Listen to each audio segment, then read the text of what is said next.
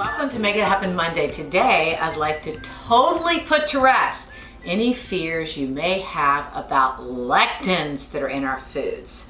So it has basically become an urban myth that lectins that we consume in our foods damage us, are toxic, lead to chronic diseases.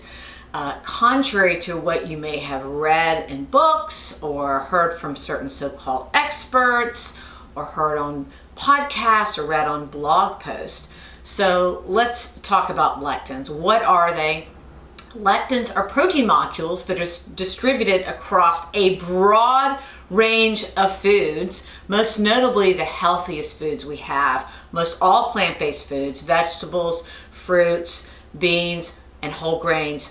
The highest concentrations of lectins are found in beans, legumes, peanuts.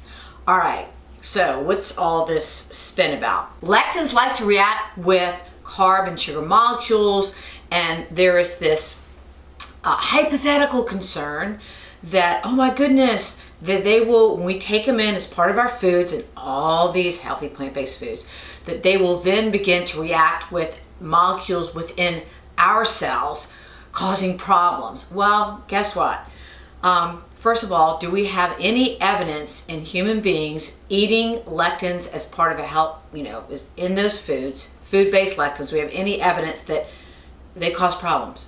No, not when they're consumed in foods. Now, why may this be the case? Because even the slightest bit of heat denatures them, renders them harmless, as most all additional processing things. Fermenting will denature them, sprouting will denature them. And the other thing is there's even some evidence in human studies that they may even have some benefits to us, particularly for boosting immunity and perhaps decreasing cancer risk.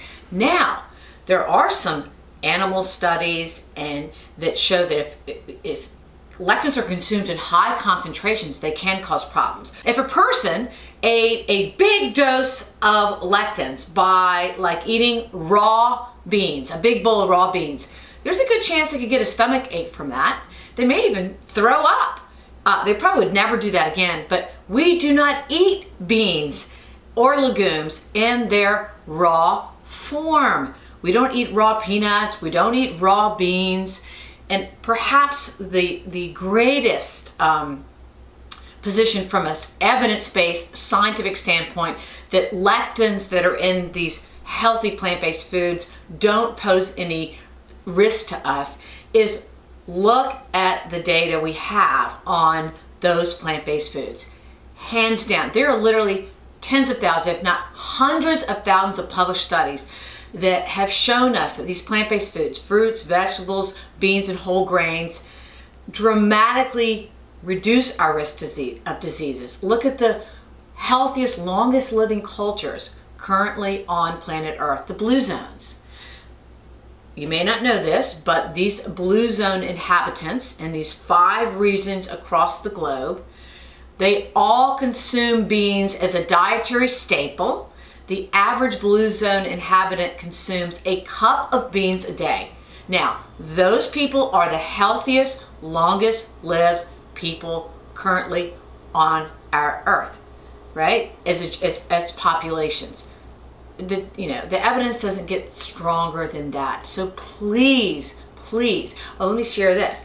If you did restrict lectins, went on some lectin restrictive diet, which again, some books have been touting to do, you are decimating the nutritional quality of your diet because you're cutting out many of the healthiest foods we have. Plus, how boring and how challenging and stressful, and you lose pleasure in that too, right? Because those are some of the most delicious foods.